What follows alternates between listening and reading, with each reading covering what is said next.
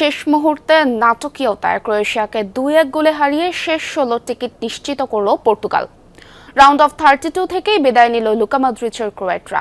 বিশ্বকাপের নকআউট পর্বের প্রথম গোলের দেখা পেয়েছেন ক্রিস্টিয়ানো রোনালদো।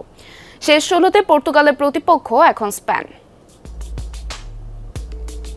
মঞ্চটা প্রস্তুতি ছিল, ম্যাচ শেষে হাসবেন একজন আর অন্যজনকে নিতে হবে বিদায়ের বিষাদমাখা স্বাদ। ক্রিস্টিয়ানো রোনালদো নাকি লুকা মদ্রিচ, বিশ্বকাপের বিশ্বমঞ্চে কার স্বপ্নভঙ্গ হবে আগে, এই জমাট লড়াইয়ের অপেক্ষায় প্রহরগুণ ছিল গোটা ফুটবল বিশ্ব। অবশেষে এক রুদ্ধশ্বাস ও নাটকে ঠাসা ম্যাচ শেষে ভাঙা হৃদয় নিয়েই বিশ্বকাপকে বিদায় জানাতে হলো ক্রোয়াটদের।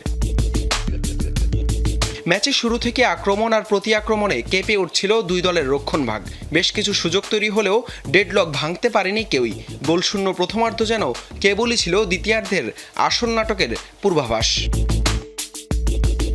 দ্বিতীয়ার্ধে 53 মিনিটে স্তব্ধ হয়ে যায় পর্তুগিজ গ্যালারি। ইওসিপ স্তানিশিচের মাপা পাস থেকে বল পেয়ে এক বাঁ পায়ের শটে পর্তুগালের জাল Kopan Croat winger Ivan Perisic. তাতে 1-0 ব্যবধানে পিছিয়ে পড়ে CR7-এর দল। পিছিয়ে পড়েও মরিয়া হয়ে ওঠে পর্তুগিজরা।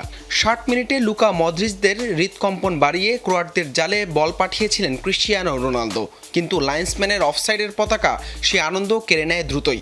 তবে ম্যাচের 68 মিনিটে ডিবক্সের ভেতরে ফাউলের শিকার হলে পেনাল্টি থেকে পর্তুগালকে 1-1 সমতায় ফেরান CR7। বিশ্বকাপের নকআউটে নিজের প্রথম গোলটারও দেখা পেলেন এই পর্তুগিজ তারকা।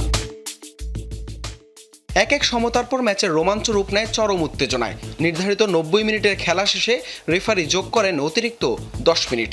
94 মিনিটে মাঝমাঠ থেকে আসা এক দারুণ পাস নিয়ন্ত্রণে নিয়ে কোয়াট ডিফেন্সকে বোকা বানিয়ে বল জালে জড়ান গঞ্জালো রামোস। 2-1 ব্যবধানে এগিয়ে শেষ 16 অপেক্ষায় তখন পর্তুগাল। তবে একদম অন্তিম মুহূর্তে পর্তুগালের জালে বল পাঠিয়ে দেয় ক্রোয়াটরা। যদিও মিনিটের ব্যবধানে ভিআরে রেফারি জানিয়ে দেন অফসাইড। মুহূর্তের মধ্যে ক্রোয়াটদের সেই আনন্দ রূপ নেয় বিষাদের গল্পে। রেফারির শেষ বাঁশি বাজার সাথে সাথেই নিশ্চিত হয়ে যায় পর্তুগালের 2-1 ব্যবধানের জয় আর রাউন্ড অফ 16-এর টিকিটটাও। হাসান আল মারুফ, যমুনা স্পোর্টস।